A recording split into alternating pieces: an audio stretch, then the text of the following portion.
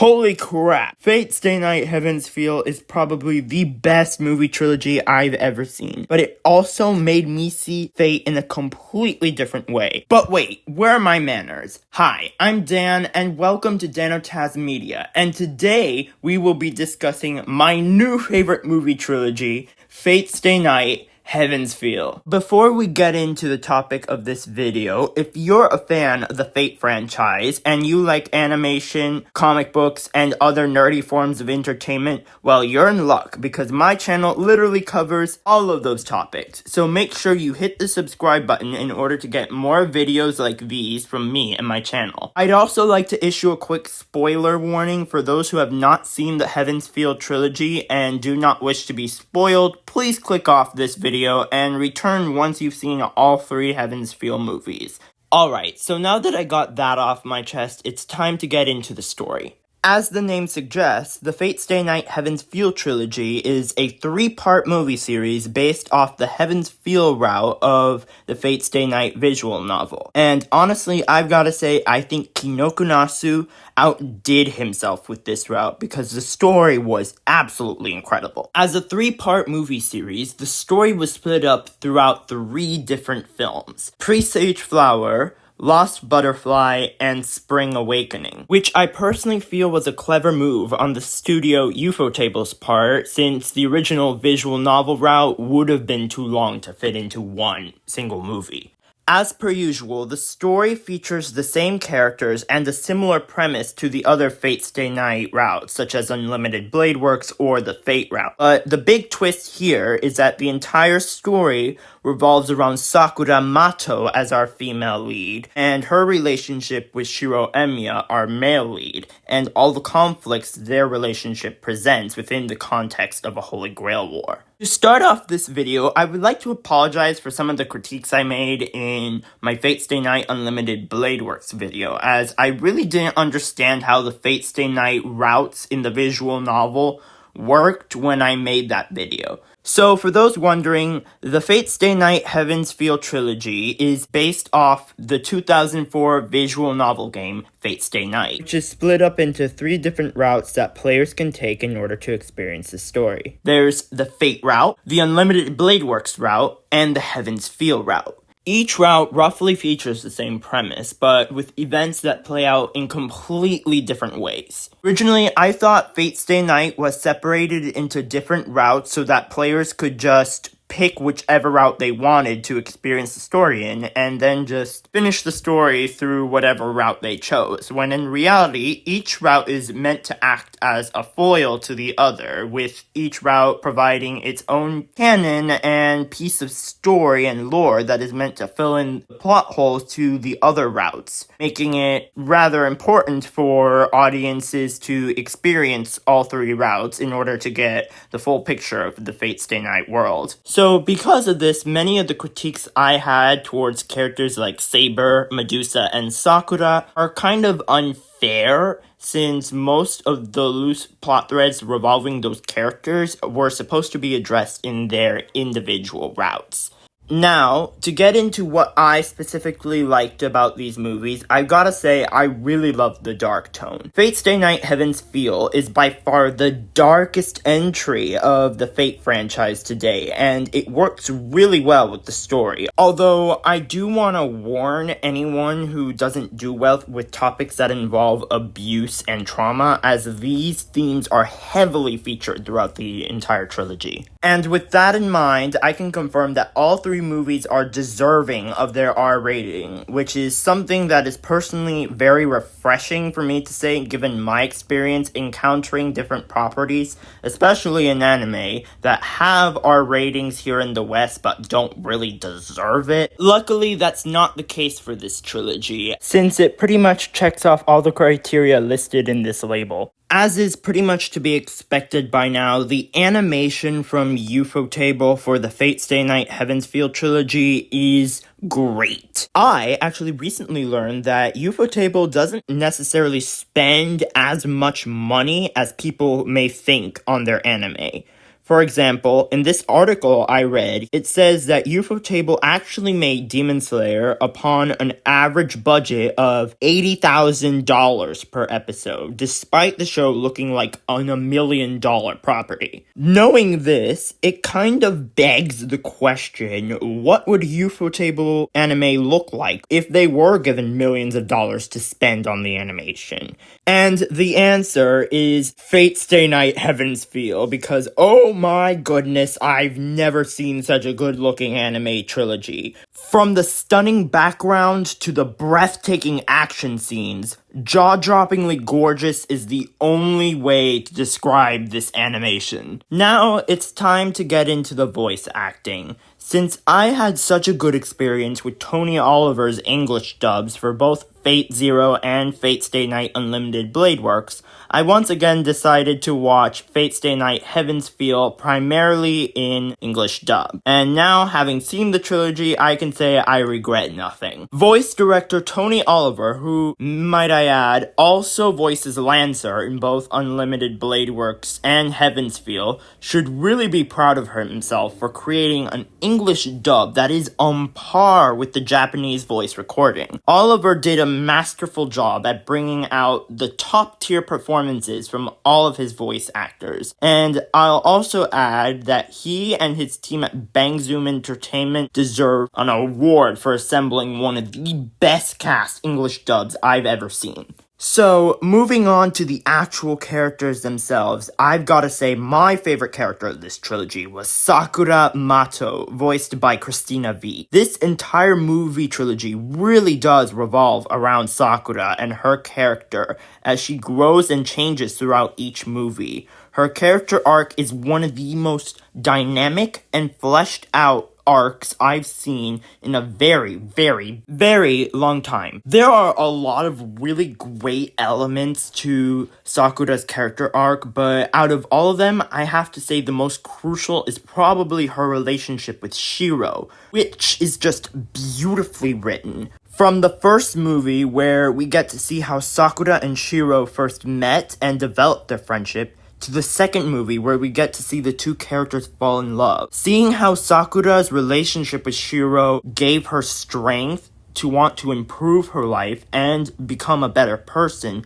just makes it all the more tragic in the third movie, when she finally descends into madness from being possessed from the Avenger servant Angra Mainyu, which leads the character to go full Dark Phoenix and become the antagonist of the third movie. I've also gotta tip my hat off to Christina V and her amazing performance as Sakura throughout this entire trilogy. I have no shame in saying that this is Christina V's best role yet. The way she captured all of Sakura's layers and the different phases her character goes throughout all of these movies is just astonishing. I was already a fan of Christina V before, but after watching Fate Stay Night Heaven's Feel, I am a Christina V super fan, and I hope she gets as much work in the future as possible, because after this movie trilogy, she really, really deserves it. Then, right when we thought that Bryce Papenbrook's performance as Shiro Emiya couldn't get any better than it did in Unlimited Blade Works, Bryce Papenbrook tells us to hold his beer as he gives an even better performance in Fate Stay Night Heaven's Feel. Now, to be fair, a lot of it does have to do with the incredible character writing Shiro is given in this trilogy. Just the way Shiro is written as a character makes it clear that he's just a really good guy. The way he always sticks out for the little guy and puts others before himself, he's honestly incredibly admirable. His character truly is the hero of justice that Kiritsugu would be proud of. Capturing all these different aspects to Shiro Emiya's character is what Bryce Papenbrook does best in his voice performance, and it really does show why he was the perfect person to cast as Shiro Emiya's English voice. In my video on Fate Stay Night Unlimited Blade Works, I made a comment saying that Bryce Papenbrook was overcast in the industry. So because of that, I would like to say right now to forget I ever said that. After seeing this trilogy, I think Bryce Papenbrook doesn't get cast in enough roles for how talented he is, and his agent should definitely keep booking him more and more roles. Now, let's talk about Ryder, aka Medusa. Medusa was one of the coolest characters of this trilogy, and I'm also really happy to say that Heaven's Feel actually addresses one of the plot holes I brought up in my Unlimited Blade Works video regarding Medusa's character. In the Heaven's Feel trilogy, we learned that Medusa was actually Sakura's servant the entire time, who Shinji just controlled with the grimoire that Sakura gave him in hopes that he'd take her place in the Holy Grail War. This explanation makes so much sense considering the entire reason the Matos adopted Sakura in Fate Zero was because their heir, Shinji, was incapable of magecraft, and thus unable to become a master. But back to Medusa, I gotta say I loved how throughout the Heaven's Feel trilogy, despite being forced to serve Shinji, Medusa's loyalty always remained with Sakura, consistently wanting to help Sakura and look out for her best interest, even when it means becoming Shiro's servant in Spring Song in order to stop Dark Sakura from destroying the world in the last movie. And boy, were her action scenes a treat to watch. Medusa probably has some of the best action scenes in all the Fate franchise. The way Ufotable animates her fights made them all a spectacle to behold in this trilogy. And her character is made even cooler by the fact that she's voiced by Melissa Fawn, who voices Ed in Cowboy Bebop, making her the second Cowboy Bebop star after Wendy Lee, aka Faye Valentine, who voiced Kiritsugu Emiya's adopted mother, Natalia Kaminsky, in a small but notable role in Fate Zero. Then, Crispin Freeman once again kills it as Kirei Kotomine. In this trilogy, Kirei is presented primarily as a sociopathic anti-hero. Shockingly, we learn that Kirei actually tried to become a better person after the events of the Fourth Holy Grail War in Fate Zero, starting a family with a woman whom he had a child with, only to abandon them when he found he was incapable of loving them back and could not overcome his desire for murder. Crispin Freeman does a very good job at portraying Kirei as an intelligent but deadly tactician who, despite having all these sociopathic urges, has enough self-control to hold himself back until the occasion arrives where he can finally let loose and succumb to his urges, which is something that's put brilliantly on display at the end of the trilogy in Kirei's final fight scene against Shiro Emiya. Next, we have some justice for Eliasfeel von Einsberg, who has an absolutely wonderful arc in Heaven's Feel. In Unlimited Blade Works, Elia was definitely an antagonist, and I'm not going to lie, at the beginning of Heaven's Feel, she's definitely still presented in that manner as well. However, in Heaven's Feel, the key difference is that Elia gets to go through a redemption arc, as she forms a bond with her adopted brother Shiro. Due to this, Elia gets way more development than she ever got in Unlimited Blade Works, and helps the audience really grow to like her as a character in a much more organic fashion than previous installments of the Fate franchise. I've also got to hand it to her voice actress, Stephanie Sheh, for her performance at the end of the Heaven's Feel trilogy, when Elia sacrifices herself by becoming the new vessel of the Holy Grail in order to save Shiro, who she finally acknowledges as her younger brother. And in those final moments when we see Elia reach out to the light and reunite with her mother Irisfield, just made her sacrifice all the more satisfying.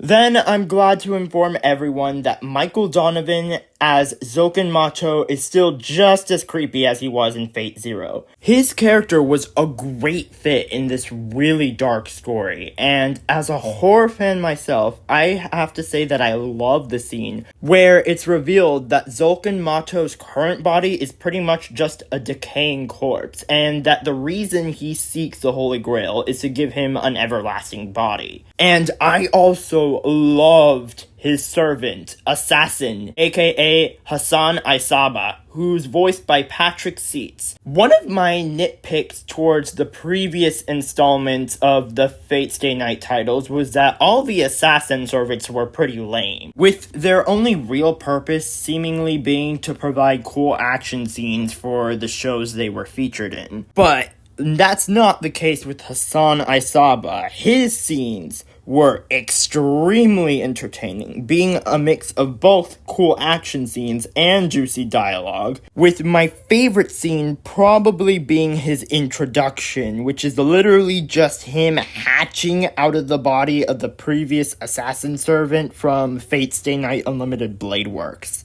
Afterwards, we have Saber, aka Artoria Pendragon, voiced by Kari Walgren. Now, I've made it no secret, I absolutely adore Kari Walgren's portrayal of Artoria Pendragon. There's just this element of majesty in her voice that just exudes royalty, to the point where the audience just knows Artoria is supposed to be a really important person every time she speaks. Now, I mentioned before how they went the Dark Phoenix route with Sakura's character in Heaven's Feel, but part of the twist of the story is that we don't get just one Dark Phoenix-like character, we get two of them, as Artoria also goes full Dark Phoenix in her Saber Ultra form, which, by the way, looks awesome. Anyone who's seen Kari Walgren's previous work as Amora the Enchantress in Avengers Earth's Mightiest Heroes knows that Kari Walgren can play a really good villain. Oh, of course, she absolutely nails her role as this new evil version of Saber. And I'll say that aside from Medusa, Saber once again has the best action scenes, with Ufotable always bringing their A-game when it comes to her fights.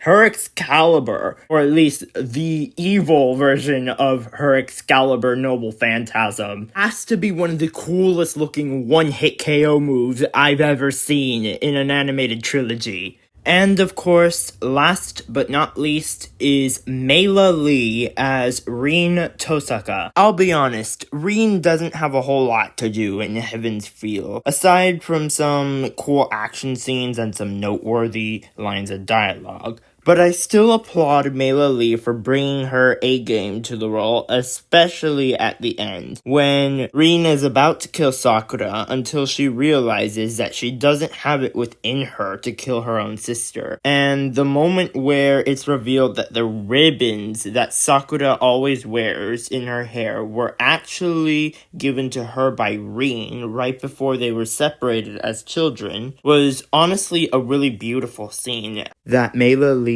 nailed in her line delivery. So I thought about it really hard, and yeah, I think that Fate Stay Night Heaven's Feel is probably the best movie trilogy I've ever seen, because while looking back on each of the Heaven's Feel films, I realized that I really didn't have any problems with them. They were all practically perfect in every single way. Each of these movies, Presage Flower, Lost Butterfly, and Spring Awakening, score 10 out of 10 in my book, which has never happened for any other movie trilogy ever. So it goes without saying that I highly recommend Fate Stay Night Heaven's Feel trilogy, and it is a must-watch. So that concludes my review for Fate Stay Night Heaven's Feel. Make sure to let me know what you thought of this trilogy in the comment section. If you enjoyed this video and would like to see more content like this from me, make sure you leave a like on this video, hit the subscribe button, and share this video with others in order to help support my channel. Make sure to click the little bell icon when you subscribe to make sure you get notified every time I upload a new video. So without further ado, I will see you in the next video.